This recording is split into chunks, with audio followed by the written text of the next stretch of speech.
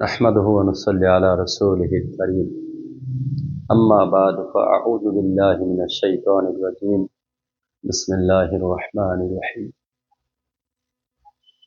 الحمد لله রব্বুল আলামিনের দরবারে শুকরিয়া যে আল্লাহ তাআলা দ্বীনি পরিবেশে একত্র হওয়ার তৌফিক দান করছে, যেন শুকরিয়া আদায় করি, বলি আলহামদুলিল্লাহ। আসলে দুনিয়াটা একটা ধোঁকা। দুনিয়ায় মানুষ বিভিন্নভাবে সুখ, শান্তি, সফলতা তালাশ করে, কিন্তু সুখ, শান্তি, সফলতা একমাত্র আল্লাহ তাআলার হাতেই রয়েছে। যেমন মনে করেন যে মানুষ এক কাপ চা বানাই দিছে, তো যে চা বানাই দিছে সে বলতেছে যে আমি এর ভিতরে চিনি দিইনি, তো এখন আমি যতই নাড়াচাড়া করি ওটা কিন্তু মিষ্টি হবে না, কারণ যে বানাইছে সে বলছে আমি চিনি দেইনি। তো ঠিক তেমনি ভাবে মানুষ বিভিন্ন লাইনে সফলতা খুঁজতেছে, অথচ আল্লাহ তাআলা বলেন দুনিয়া হলো একটা ধোঁকার জিন্দেগি, ধোঁকার জিন্দেগি। এই জন্য দুনিয়ার পরিণতি হইল এই যে এটা শুরুতেও মাটি, শেষেও মাটি। বলে কিরকমের? বলে যে এবার জ্বরের ভিতরে একটা কথা বলছিল যে এক জাদুকর সে একটা মাটির চাকা নিয়ে বারবার বলতেছে এটা কি? তা সবাই বলে মাটি মাটি মাটি। তো জাদুকর বলছে ঠিক আছে। তো একটু পরে জাদু দিছে, এখন ওই মাটির ঢিলাটা মিষ্টি হয়ে গেছে। এখনো বলতেছে এটা কি? সবাই বলে রসগোল্লা রসগোল্লা রসগোল্লা। তো জাদুকর বলতেছে একটু আগে বললেন মাটি, এখন বলতেছেন রসগোল্লা, আসলে কি? ঠিকঠাক মতো বলেন। এক চালাক সে বলে যে তাহলে আমি মুখে দিয়া খাইয়ে দেখবো আসলেই রসগোল্লা কিনা। এখন যে এই মুখের ভিতর দিছে, এখন দেখে যে ওই জাদু কাইটে গেছে, আবার মাটি, তো থুথু করে ফালাই দিছে। তো বলে এই হলো দুনিয়ার পরিণতি। দুনিয়ার অবস্থা হলো এই, এর শুরুতেও মাটি, শেষেও মাটি, মাঝখানে হলো রসগোল্লা। তো বলে দেন সমতল যে মাটি, এতে দেখবেন মানুষ কিন্তু চলাফেরা করতে পারে, খালি পায়ে হাঁটে। কিন্তু আপনার আমার শরীরের ভিতরে কিন্তু দেখবেন আনার গাছ, আঙ্গুর গাছ, বেদানা গাছ লাগাইলে হবে না, মাটিতেই লাগাইলে হবে। তো বলে যে আবার এই মাটি থেকে এই ফল হয়েছে, তো এগুলো খাইছে, খাবার পরে পায়খানা হয়েছে, এখন এটাও কি মাটি? কিন্তু এটা আগের মাটির সেই যে নিকৃষ্ট মাটি, কারণ আগের মাটি দিয়ে কিন্তু খালি পায়ে হাঁটা গেছে, এখন কিন্তু জুতা পায়ে দিয়ে কেউ পায়খানার উপর দিয়ে হাঁটতে চায় না। তো এই জন্য বলে মাটির কোনো দাম নাই। আল্লাহ বলছে দুনিয়া আমার কাছে কোনো দামই না, যে দাম থাকতো আমি কাফের মুশরিক দিয়ে এক ফোঁটা পানিও পান করতে দিতাম না। এখন দাম নাই, নিকৃষ্ট, তুচ্ছ দুনিয়া। অথচ আমরা দুনিয়ার পেছনেই এমন ভাবে লাগছি, এমন ভাবে ঘুরতেছি, মানে দুনিয়াই সব। দুনিয়া ধোকাটা কিরকমের? আল্লাহ পাক বলেন কুল্লি নাফসিন যায়িকাতুল মউত, প্রত্যেকটা প্রাণীকে মৃত্যুর স্বাদ গ্রহণ করতে হবে। তো বলে যে এ ধোকাটা কেমন? বলে একটা মানুষ, গরিব মানুষ, টাকা পয়সা নাই, কেউ একজন তারা 1 লাখ টাকা দিছে, এখন সে খুব পরিকল্পনা শুরু করে দিচ্ছে এই টাকা দিয়ে কি করব, এই টাকা দিয়ে বাড়ি হবে, গাড়ি হবে, আসবাবপত্র হবে, খানা দানা হবে, সুখ শান্তি হবে। হঠাৎ করে এক ছিনতাইকারী এসে থাবা দিয়ে নিয়ে চলে গেছে, সব শেষ। ধোকা। বলে তার মানে যে কোনো মুহূর্তে আজরাইল আপনাকে আমাকে ধরে নিয়ে চলে যাবে। বলে এই হলো দুনিয়া। তো দুনিয়ার মূলত শুরুতেও মাটি, শেষেও মাটি। দুনিয়ার ভিতরে এই জন্য দুনিয়াতে মানুষ দেখবেন কেউ সূর্যের পূজা করে, কারণ সূর্য অনেক বড়। কেউ আগুনের পূজা করে, কেন? আগুন বড়। ভাই, এই সূর্য কে জ্বালায় আর কে নিবায়, তারই হলো সমস্ত শক্তি। বলে যে আমরা শুনছি ইসরাফিল আলাইহিস সালাম সিংহায় ফুৎকার দিবে, আকাশ জমিন একাকার হয়ে যাবে, কিয়ামত অনুষ্ঠিত হয়ে যাবে। কিন্তু ইসরাফিল আলাইহিস সালাম আল্লাহর হুকুম ব্যতীত সিংহা যদি ফুৎকার দেয় কিচ্ছু হবে? আল্লাহর হুকুম যেদিন হবে সেই দিন যখন ফু দিবে, ওই ফুয়ের ভিতরে আল্লাহ তাআলা এমন পাওয়ার রাখবে যে আসমান জমিন সব ওলট পালট করে ফেলে। ক্ষমতা হইল মূলত আল্লাহ তাআলার।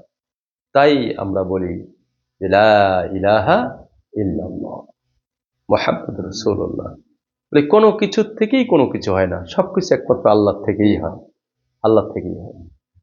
আসলে ভাই আমরা আল্লাহর কাছ থেকে চাইতে জানি না, নিতে জানি না। এজন্য আল্লাহ তাআলা আমাদের চাওয়া কিভাবে চাইলে আল্লাহ খুশি হয় ওইভাবে চাওয়ার মতো তৌফিক আল্লাহ তাআলা আমাদের দান করুক, বলেন আমিন। এই কথাগুলি আসলে এই সাধারণ কিছু কথা, সাদাসিধা কথা, কিন্তু এই কথাগুলি মানুষের নিকট পৌঁছে দেওয়ার মূল কারণ হলো একমাত্র আল্লাহর রাজি খুশির জন্য। কারণ যে ব্যক্তি শুনবে তারও যেন দিলের ভিতরে বুঝ আসে যে আসলে রাজত্ব থেকে কিছুই হয় না, বরঞ্চ মসনদে থেকে অনেকে বেইজ্জতি হয়ে যায়। ফেরাউন, হামান, কারুন, দেখেন কারুনের এত সম্পদ ছিল, সম্পদ তার কোনো কাজে আসছে, বরঞ্চ কারুনকে সম্পদ সহ যখন জমিনের ভিতর ধসায় দিল তখন কারুনের অনুসারীরা তার আগে ভাবছিল যে ওরে বাবা কারুনের কত মান ইজ্জত সম্মান, কিন্তু যেই দেখে যে তার সম্পদ সহ সে ডেবে যাচ্ছে, এখন তারাও ভাবতেছে আমাদেরকেও না ধরে। ফেরাউনের কত বড় রাজত্ব ছিল, কিন্তু কই তার রাজত্ব তাকে কিছু করতে পারছে? কিছুই করতে পারে। এই জন্য আল্লাহ তাআলা আমাদের এই কালিমার বুঝ যেন আমাদের দান করে। যেমন দেখেন এই কালিমাকে প্রতিষ্ঠা করার জন্য, আল্লাহর দ্বীন প্রতিষ্ঠা করার জন্য সাহাবা একরাম কি পরিমাণ ত্যাগ আর কোরবানি করেছে। হযরত আবু বকর সিদ্দিক রাদিয়াল্লাহু তাআলা আনহু ইসলামের প্রাথমিক যুগে যখন উনি ইসলাম গ্রহণ করে, উনি 8টা দোকানের মালিক ছিলেন, মক্কার সংভ্রান্ত পরিবারের ছিলেন, শ্রেষ্ঠ একজন বিচারক ছিলেন, কিন্তু আল্লাহর রাস্তায় দান করতে করতে নিঃস্ব হয়ে গেল। তবুকের যুদ্ধের সময় তার ঘরের ভিতর যা কিছু আছে সব আইনা তিনি পেশ করছেন। আল্লাহ রাসূল জিজ্ঞাসা করছেন, আবু বকর কি রাইখে আসলা আর কি নিয়ে আসলা? বলি ইয়া রাসূলুল্লাহ ঘরে যা ছিল সব নিয়ে আসছি। আল্লাহ এবং আল্লাহ রাসূলের সন্তুষ্টি ঘরের ভিতরে রাইখে আসছে। তো এরকমের ত্যাগ আর কোরবানি ছিল। সাহাবীদের ভিতরে দ্বীন প্রতিষ্ঠার জন্য জীবন দেওয়াটা তাদের জন্য এত সহজ ছিল, তারা এই কথা নিশ্চিত জেনেই রাখছে। ওই যে কোরআনে পাকে আসছে আরদুহাস সামাওয়াতি ওয়াল আরদ, অর্থাৎ জান্নাতের পরিধি হবে আসমান জমিন বরাবর। এক যুদ্ধে হুজুর সাল্লাল্লাহু আলাইহি সাল্লাম জান্নাতের বর্ণনা দিতেছিলেন। একজন সাহাবী হযরত উমাইর রাদিয়াল্লাহু তাআলা আনহু, তিনি তখন খেজুর খাইতেছিলেন। তো চিন্তা করলো যে এই খেজুর খাইতে অনেক সময় লাগবে, এবং সাহাবী বলেই ফেলছে বাহ বাহ বাহ ইয়া রাসূলুল্লাহ, কি সুন্দর জান্নাতের কথা আপনি বললেন, আমি ওই জান্নাতের একজন আমি হইতে চাই। আল্লাহ রাসূলও বললেন যে হ্যাঁ তুমি ওই জান্নাতের একজন, জান্নাতের অধিবাসী হইতে চাও? বলে হ্যাঁ। বলে যাও যুদ্ধের ময়দানে যাও, জীবনটা দিয়ে দাও, তুমি জান্নাতের মালিক হয়ে যাও। বলে সাহাবী জিহাদের ময়দানে ঢুকে পড়ছে, শাহাদাত বরণ করছে। আল্লাহ রাসূল জানাজা পড়ানোর সময় শাহাদাত আঙ্গুল ইশারা করে বলতেছে, উমাইর যে খেজুর খাওয়ার সময়টুকু তুমি ধারণ করতে পারো নাই, আমি আল্লাহর নবী সাক্ষী দিতেছি অবশ্যই তুমি আল্লাহর জান্নাত। সুবহানাল্লাহ, আল্লাহর জান্নাত। দুইজন সাহাবী জিহাদের ময়দানে যাইতেছে, যাওয়ার পথে একজন আর একজনকে তার লোহার বর্ম, মানে এটা হলো জিহাদের পোশাক, লোহার বর্ম আর এক ভাইকে দিতে, ভাই তুমি এটা রাখো। বলে কেন ভাই, জিহাদের যাইবা তুমি এটা পরবা না? বলে না, আমি তো আল্লাহর রাস্তায় জীবন দিতে আসছি। তো উনি বলে তুমি একা জান্নাতে যাবা, আমিও তো আল্লাহর রাস্তায় জীবন দিতে আসছি। তিনিও তার লোহার বর্ম খুইলা দুইজনে আল্লাহর রাস্তায় জিহাদের ভিতর ঢুকলেন এবং দুইজনই শাহাদাত বরণ করলেন। এই হলো সাহাবীদের দ্বীনের জন্য ত্যাগ আর কোরবানি। রাসূলুল্লাহ সাল্লাল্লাহু আলাইহি সাল্লাম তার সাহাবারা তাদেরকে কি পরিমাণ মহব্বত করতেন, আমরা তো তার ধারে কাছেও যাইতে পারি না। আল্লাহ রাসূল সাল্লাল্লাহু আলাইহি সাল্লামের এক সাহাবী ছিল তালহা রাদিয়াল্লাহু তাআলা আনহু, অথবা আবু তালহা রাদিয়াল্লাহু তাআলা আনহু। উহুদের যুদ্ধে হুজুর সাল্লাল্লাহু আলাইহি সাল্লামকে বাঁচানোর জন্য নিজের পিঠের ভিতর 82টা তীর ধারণ করছে। তো এই হলো তাদের মহব্বত। তাই এক সাহাবী বলছিল, ইয়া রাসূলুল্লাহ আমি আপনাকে মহব্বত করি, আমি আপনাকে ভালোবাসি। যখন আমি বিবি বাচ্চার কাছে থাকি, আপনার কথা যখন মনে পড়ে, আমি দ্রুত আপনার কাছে চলে আসি, আপনার চেহারা দেখি, আমি শান্ত হয়ে যাই। কিন্তু ইয়া রাসূলুল্লাহ, আপনি নবী, আপনি রসুল, একদিন মৃত্যু আপনারও আসবে, আমারও মৃত্যু হবে, কিন্তু আপনি তো আপনার মর্যাদা অনুযায়ী জান্নাতের ভিতর চলে যাবেন, আমি কি আপনাকে দেখতে পারবো? তা আল্লাহ রসুল মাথা নিচু করে লইলেন। জিবরাইল আমিন হায়াত নিয়ে আসছে। আল্লাহ রসুল বললেন, হ্যাঁ, দুনিয়াতে যারা আল্লাহ এবং আল্লাহ রসুলকে মহব্বত করবে, যদিও জান্নাতের বিভিন্ন স্তরে তারা থাকবে, কিন্তু আল্লাহ তাআলা তাদের সাথে জান্নাতে দেখা সাক্ষাতের ব্যবস্থা করবেন। তো যখন এই হাদিস, এই ঘটনা নবীর কাছ থেকে ওই সাহাবী শুনলেন, তো সাহাবা একরাম বলেন যে এটা তাদের কাছে সবচেয়ে আনন্দের বিষয় ছিল যে আমরা দুনিয়াতেও যেমন নবীর পাশেই আছি, আমরা জান্নাতেও নবী করিম সাল্লাল্লাহু আলাইহি ওয়াসাল্লামের পাশেই থাকবো। এটা ছিল তাদের জন্য সবচেয়ে বড় মহা আনন্দের বিষয়। তো হাদিস শরীফের ভিতরে আসছে, মান আহাব্বা সুন্নতি ফাকাদ আহাব্বানি ওয়া মান আহাব্বানি কানা মাই ফিল জান্নাহ।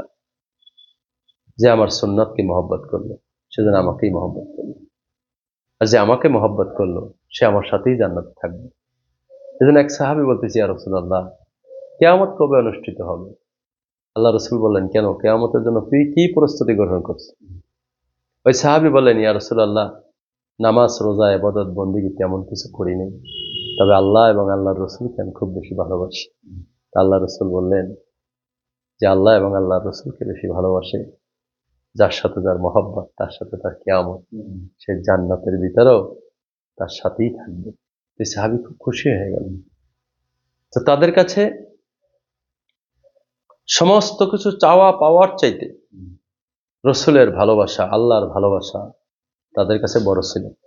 তাই একবার ওমর রাদিয়াল্লাহু তাআলা আনহুকে আল্লাহ রসুল বললেন যে, ওমর, যতক্ষণ না পর্যন্ত কোনো ব্যক্তি তার জীবনের চাইতে আমাকে বেশি ভালো না বাসবে, সে মুমিন হতে পারবে না।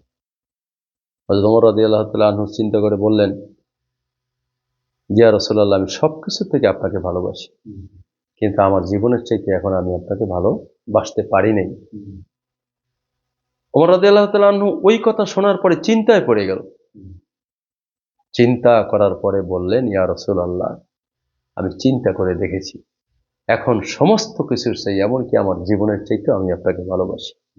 হাদিসের ভাষাটা আসছে এরকম, এখন হে ওমর, এখন হে ওমর। তাফসীরবিদরা বলেছে, আল্লাহ রসুল বলছে, হে ওমর, এখন তুমি পরিপূর্ণ ঈমানদার মুত্তাকী হইতে পারছো। এই জন্য ভাই, আমরাও আমাদের জীবনের জান মাল সময় খাফাইয়া আমরা আল্লাহকে রাজি খুশি কইরা আমি দুনিয়ার থেকে যাব, আমরা দুনিয়ার থেকে যাব, এটি আমাদের জন্য সবচেয়ে উত্তম কাজ। এই জন্য এক সাহাবী, ওনার নাম ছিল আব্দুল্লাহ আনসারী রাদিয়াল্লাহু তাআলা আনহু। আল্লাহু আকবার, হৃদয় বিদারক ঘটনা। আজকে তো আমরা বিভিন্ন অজুহাতে নামাজ পড়ি না অনেক সময়। এই সাহাবী এত গরিব ছিল, স্বামী স্ত্রী দুইজন, কাপড় ছিল একটা। আল্লাহ রসুলের পিছনে দুই বর্ণনা আসছে, কখনো আসরের নামাজের কথা আসছে, ফজরের কথাও আসছে। বলে যে উনি নামাজে আসতো সবার শেষে, মানে একামত দেয় ওই সময়, আবার সালাম ফিরিয়ে চলে যায়। তা আল্লাহ রসুলের কাছে সাহাবা একরাম বললেন যে, ইয়া রাসূলুল্লাহ, এই সাহাবী আসে সবার শেষে, যায় সবার আগে, কারণ মাসনুন দোয়া পড়ে না, দোয়ায় শরীক হয় না। তা আল্লাহ রসুল তার ঘরে গেলেন, সালাম দিলেন, দুইবার দিলেন, তিনবার দিলেন। এটাও একটা শিক্ষা নবীর, যে কোনো ব্যক্তির ঘরে যাইয়া হঠাৎ করে ঘরে ঢুকবে, ঢোকা যাবে না। কিন্তু আজকে আমরা কি করি, ভাবি ভাই আসে নাকি বাসায়, এই কথা বলতে বলতে ঘরের ভিতরে ঢুকে যাই। একটা একটা গুনার পরিবেশের সামনে আইসা যাইতে পারে। বরঞ্চ সুন্নত হইলে এটা যে তিনবার সালাম দেব, ঘরের থেকে যদি সারা শব্দ না আসে, নাই, বের হয়ে চলে যাবে। তো রসুলের সাহাবীকে, সাহাবা একরাম সহ আল্লাহ রসুল গেছেন, স্বয়ং আল্লাহ নবী সালাম দিতেছে। তিনবার সালাম দিয়া আল্লাহ রসুল যখন চলে যাবে এমন সময় আসছে, ইয়া রাসূলুল্লাহ। তা বললো, তুমি আমার প্রথম সালামের জবাব দিলা না? বলে, ইয়া রাসূলুল্লাহ, আমার স্বামী স্ত্রীর দুইটা, একটা কাপড়। আমি যখন নামাজে যাই আমার স্ত্রীকে ঘরের ভিতরে গর্ত করতে করছি, আমার স্ত্রীকে ওই উলঙ্গ করে ওই ঘরের ভিতরে রেখে দিই। আবার আমি দ্রুত নামাজ পড়ে আসি, কাপড়টা তাকে দেই, আমি গর্তের ভিতর ঢুকি, আমার স্ত্রী নামাজ পড়ে। কিন্তু ইয়া রাসূলুল্লাহ, যখন আমি আসছি, আইসে আমাকে তাকে কাপড়টা দিয়েছি, আমি গর্তের ভিতর ছিলাম, কিন্তু আপনি যখন আমাকে সালাম দিয়েছেন, আমি কি উত্তর দেবো, যেহেতু আমার স্ত্রী তো নামাজ পড়তেছে, আমি তো উলঙ্গ অবস্থায় আপনার সামনেও আসতে পারি না। তো বলে যে যখন দ্বিতীয় সালাম দিয়েছেন তখনও দেখি আমার স্ত্রীর নামাজ শেষ হয়নি, তৃতীয় সালাম যখন দিয়েছেন তখন আমার স্ত্রীর নামাজ শেষ হয়েছে, ওই কাপড়টা পরিধান করে আপনার কাছে আসছে। সমস্ত সাহাবা ইকরামের ভুল ভেঙে গেল। কিন্তু দেখেন, এত দারিদ্র সীমার নিচে বসবাস করেও তারা কিন্তু নামাজকে ছাড়ে নেই। এই সাহাবীর একটা ছোট বাচ্চা ছিল। একটা লম্বা ঘটনা, ছোট একটু হৃদয় বিদারক একটা কথা বলি, অল্প একটু বলে এখানে শেষ করতেছি। বলে বাচ্চাটা ওই সারাদিন তাকে হাত পা বেঁধে তারপর এই সাহাবী আব্দুল্লাহ আনসারী কাজে যাইতো। কাজের থেকে আসার পরে খেজুর টেজুর যা কিছু পাইতো বাচ্চাকে আহার করাইতো। তো বাচ্চা একদিন কান্না করতেছে আর বলতেছে, আব্বু তুমি আমাকে হাত পা বেঁধে রেখে তুমি কাজে যাও কেন? তা বললো যে সাইডের বাউন্ডারির ওই পাশে একটা ইহুদির গাছ ছিল, খেজুর গাছ। ওই খেজুর গাছ, ওখান থেকে পাকা খেজুর পড়তো, তাই আমার সন্তান যেন অন্যের খেজুর না খায়, এই জন্য তার হাত পা বেঁধে রেখে আমি তাকে যাইতাম। কিন্তু মেয়েরে মোহতারাম দোস্ত ভাইও, একটু চিন্তা করার দরকার যে এত দারিদ্র সীমার নিচে বসবাস করে হালাল হারামের উপর কত বড় তারা সতর্ক ছিল। এই জন্য আল্লাহ তাআলা আমাদেরকে এই সমস্ত ঘটনার থেকে বুঝ নেওয়ার তৌফিক দান করুন। সবাই বলেন আল্লাহুম্মা আমিন। তো প্রিয় দর্শক শ্রোতা, আপনারা যারা আমার এই ভিডিও দেখবেন, আপনাদের জন্য অনুরোধ, এখান থেকে শিক্ষা রইল। আমি আপনাদের কাছে দোয়া চাই, আল্লাহ যেন ধোঁকার দুনিয়ার থেকে, বিভিন্ন ঝামেলার থেকে বেঁচে থাকার তৌফিক দান করে। আল্লাহ যেন ঈমানের সাথে মৃত্যু দান করে। আপনারা যারা শুনবেন, আপনাদের জন্য এই দোয়াই রইল, আল্লাহ যেন আপনাদেরকেও ঈমানের সাথে দুনিয়া থেকে যাওয়ার তৌফিক দান করে। আমাদের কিছুদিন আগে আমরা একটা তাবলিগ জামাতে আমরা ব্রাহ্মণবাড়িয়া গিয়েছিলাম। ওখানে এক ভাই এটা বয়ানের ভিতরে একটা চমৎকার কথা বলেছে। একটা সাধারণ একটা দুনিয়ার উদাহরণ দিয়া আখিরাতের একটা বিষয় বুঝাইছে। উনি বলেন যে ছাত্র যখন লেখাপড়া করে তখন ছাত্রকে টিচার দিয়া পাঠদান করানো হয়। কেন? যেন এই ছাত্রটা সে স্কুল থেকে যখন বের হবে, কলেজ থেকে যখন বের হবে, তখন সে যেন মাথা উঁচু করে ইজ্জতের সাথে বের হয়ে যেতে পারে। তো ঠিক তেমনি ভাবে আল্লাহ তাআলা যুগে যুগে নবী পাঠাইছে, মানুষকে বুঝাইছে যে তুমিও দুনিয়ার থেকে একদিন বের হয়ে যাবা, একদিন কবরে চলে যাবা, একদিন হাসরের ময়দান তোমাকে দাঁড়াইতে হবে। দুনিয়ার থেকে যে তুমি বের হবা, তুমি যেন ইজ্জতের সাথে বের হয়ে যেতে পারো, অর্থাৎ তুমি জান্নাতের মেহমান হইতে পারো। এই জন্য পৃথিবীতে নবীরা আসছে শিক্ষক হিসাবে। এই জন্য আল্লাহ রসুল নিজেও বলছে, আমি প্রেরিত হয়েছি শিক্ষক হিসাবে। আর নবী আমাদেরকে শিক্ষা দান করেছে। এই জন্য আমরা যদি নবীর শিক্ষা অনুযায়ী আমাদের জীবন চালাইতে পারি, আমরা এই ধোঁকার দুনিয়ার থেকে ইজ্জতের সাথে বের হইয়া আমরা যদি চিরস্থায়ী জান্নাতি হইতে পারি, সেটাই হবে আমাদের জন্য সবচেয়ে বড় সফলতা। শেষ একটা কথা হলো, আল্লাহ পাক বলেন, ইয়া আইয়ুহাল্লাযীনা আমানু কু আনফুসাকুম ওয়া আহলিকুম নারা ওয়াকুদুহান নাস ওয়াল হিজারা। আল্লাহ বলেন, ঈমানদাররা তোমরা নিজেও জাহান্নামের আগুন থেকে বাঁচো এবং তোমাদের আহাল পরিবারকে জাহান্নামের আগুন থেকে বাঁচাও। তো বড় দুঃখ ওইটাই হবে মানুষের জন্য যে যেদিন আল্লাহর পক্ষ থেকে ঘোষণা হবে, আমতাজুল ইয়াউমা আইয়ুহাল মুজরিমুন, অপরাধীরা আজকে আমার নেককারদের কাতার থেকে আলাদা হয়ে যাও। সেই দিন যদি কোনো স্বামী তার স্ত্রীর থেকে আলাদা হয়ে যায়, বাবা যদি সন্তান থেকে আলাদা হয়ে যায়, যে সারা জীবন তো একাত্রেই ছিলাম, এখন চিরস্থায়ী জান্নাত থেকে বঞ্চিত হয়ে গেলাম, এর মতো দুর্ভাগার হতভাগা আর কেউ হইতে পারে না। এই জন্য আল্লাহ বলছে তুমি নিজেও বাঁচো, তোমার আহাল পরিবারকেও বাঁচাও। আল্লাহ এই কথাগুলি আমাদের সকলকে বোঝা এবং এর উপর আমল করা তৌফিক দান করুন। সবাই বলেন আল্লাহুম্মা